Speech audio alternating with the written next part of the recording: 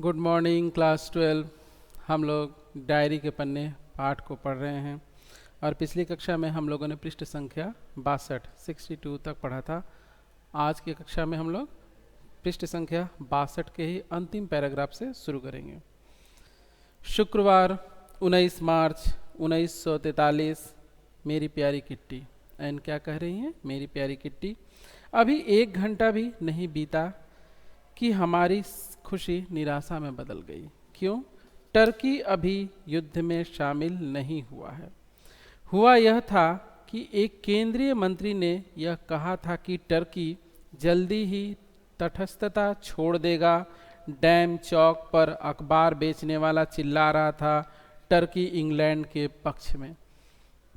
अखबार उनके हाथ से झपटे जा रहे थे, यानी लोग उसे लेकर पढ़ रहे थे और इस तरह से हमने वह उत्साहवर्धक अफवाह सुनी कि उस अफवाह को हमने सुना कि क्या टर्की इंग्लैंड की तरफ से लड़ेगा। 1000 गिल्डर के नोट अवैध मुद्रा घोषित किए जा रहे हैं। यह ब्लैक मार्केट का धंधा करने वालों और उन जैसे लोगों के लिए बहुत बड़ा झटका होगा, लेकिन उससे बड़ा संकट उन लोगों का है जो या तो भूमिगत हैं या जो अपने धन का हिसाब किताब नहीं दे सकते। ये उन लोगों के लिए सबसे बड़ा झटका है। अवैध धंधा करने वालों के लिए तो होगा ही, लेकिन उन लोगों के लिए ज़्यादा संकट की बात है जो हिसाब किताब इसका नहीं दे सकते। 1000 गिल्डर का नोट बदलवाने के लिए आप इस स्थिति में हो कि ये नोट आपके पास आया कैसे, और उसका सबूत भी देना होगा। जाहिर सी बात है, कोई भी सरकार पूछेगी कि आपके पास ये पैसे आए कहाँ से। जैसे हम लोग जानते हैं कि हमारे देश में भी हाल फिलहाल में ही ये नोटबंदी हुई थी, मतलब पिछले साल। तो क्या हुआ था? तो जैसा कि हम लोग जानते हैं कि हमारे देश में भी 2016 में 8 नवंबर को नोटबंदी हुई थी।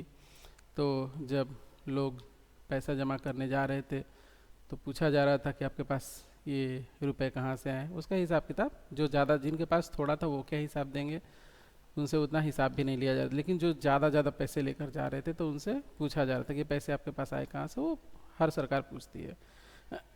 तो ये भी इनसे पूछा जाएगा कि उसका हिसाब किताब तो देना पड़ेगा आपको।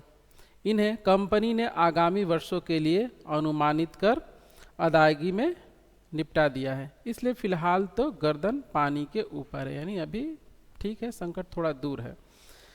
मिस्टर डसेल को कहीं से बाबा आदम के ज़माने की पैरों से चलने वाली दांतों की ड्रिल मशीन मिल गई है।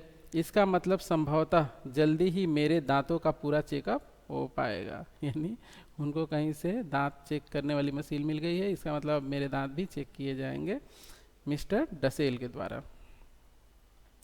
जब घर के कायदे कानून मानने की बात आती है तो मिस्टर डसेल भयंकर रूप से आलस दिखाते हैं। न केवल वे चार्लोट से पत्राचार कर रहे हैं और भी कई दूसरे लोगों के साथ भी चिट्ठी पत्री बनाए हुए हैं।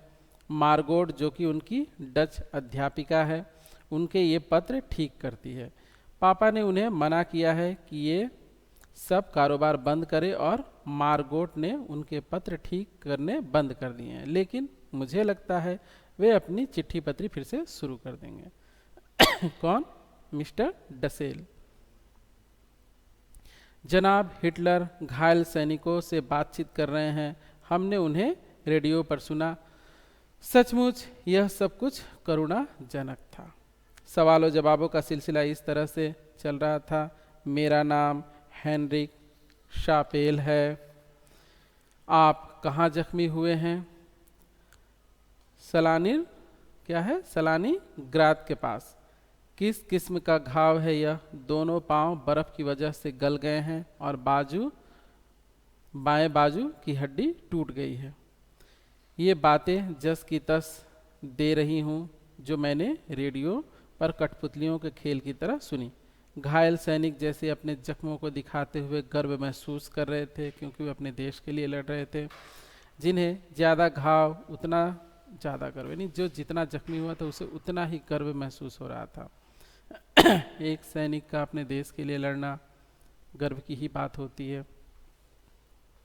इनमें से एक तो हिटलर के हाथ मिलाने के ख्याल से इतना उत्साहित हुआ था, मेरे ख्याल से तो अभी भी वह उसी उत्साह में होगा कि वह एक शब्द भी नहीं बोल पाया। यानी एक सैनिक बहुत ही उत्साहित हो गया था हिटलर से हाथ मिलाने के लिए।